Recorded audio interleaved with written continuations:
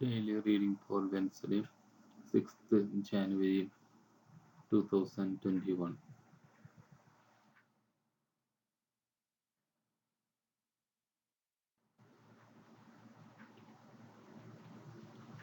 വിശുദ്ധ യോഹന്നാന്റെ ഒന്നാം ലേഖനം അധ്യായം 4.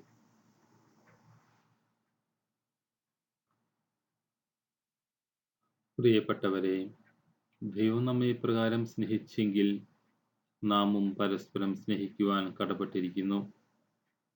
ദൈവത്തെ ഒരുവനും ഒരിക്കലും കണ്ടിട്ടില്ല. എന്നാൽ നാം പരസ്പരം സ്നേഹിച്ചാൽ ദൈവം നമ്മിൽ വസിക്കും. അവിടുത്തെ സ്നേഹം നമ്മിൽ പൂർണ്ണമാവുകയും ചെയ്യും. ദൈവം തന്റെ ആത്മാവിനെ നമുക്ക് തന്നിരിക്കുന്നതിനാൽ നാം ദൈവത്തിലും ദൈവം നമ്മിലും വസിക്കുന്നു എന്ന് നാം അറിയുന്നു. പിതാവ് തന്റെ പുത്രനെ ലോകരക്ഷകനായി അയച്ചെന്ന് ഞങ്ങൾ അറിഞ്ഞിരിക്കുന്നു. ഞങ്ങളത് സാക്ഷ്യപ്പെടുത്തുകയും ചെയ്യുന്നു.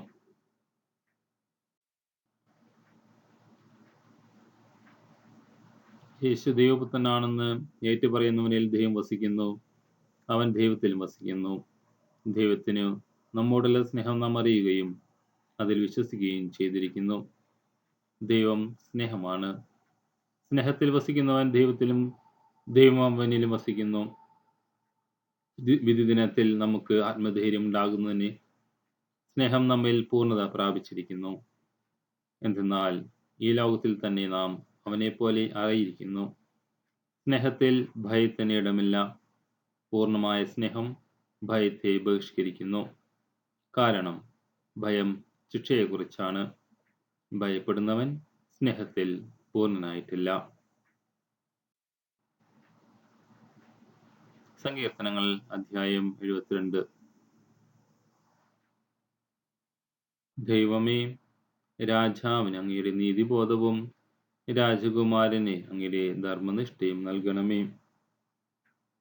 അവൻ അങ്ങയുടെ ജനത്തെ ധർമ്മനിഷ്ഠയോടും അങ്ങയുടെ ദരിദ്രരെ നീതിയോടും കൂടി ഭരിക്കട്ടെ. താർഷീഷിലെയും ദ്വീപുകളിലെയും രാജാക്കന്മാർ അവന് കപ്പം കൊടുക്കട്ടെ. ഷെബായിലെയും സെബായിലെയും രാജാക്കന്മാർ അവന് കാഴ്ചകൾ കൊണ്ടുവരട്ടെ. നിലവിളിക്കുന്ന പാവപ്പെട്ടവനെയും നിസ്സഹായനായ ദരിദ്രനെയും അവൻ മോചിപ്പിക്കും. ദുർബലനോടും പാവപ്പെട്ടവനോടും അവൻ കരുണ കാണിക്കുന്നു. അഗതികളുടെ ജീവൻ അവൻ രക്ഷിക്കും. വിശുദ്ധ മാർക്കോസ് എഴുതിയ സുവിശേഷം അധ്യായം 6. യേശു വെള്ളത്തിനു മീതെ നടക്കുന്നു. താൻ ജനക്കൂട്ടത്തെ പിരിച്ചുവിടുമ്പോഴേക്കും വഞ്ചിയിൽ കയറി തനിക്ക് മുമ്പേ മറുകരയിലേക്കുള്ള ബെത്സയിദയിലേക്ക് പോകുവാൻ അവൻ ശിഷ്യന്മാരെ നിർബന്ധിച്ചു.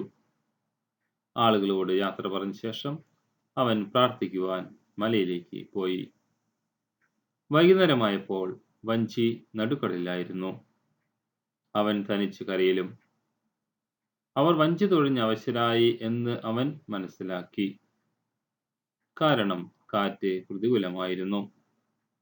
രാത്രിയുടെ 4-ാം യാമത്തിൽ അവൻ കടലിനു മീതെ നടന്ന് അവരുടെ അടുത്തെത്തി. അവരെ കടന്നു പോകുവാൻ ഭാവിച്ചു.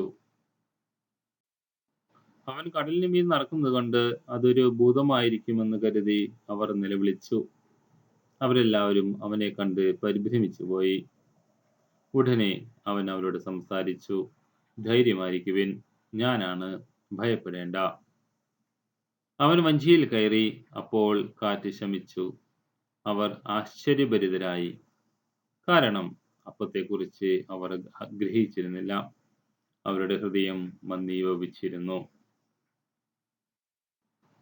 To reflect, am I courageous enough to surrender my life to God as a gift in return for His love?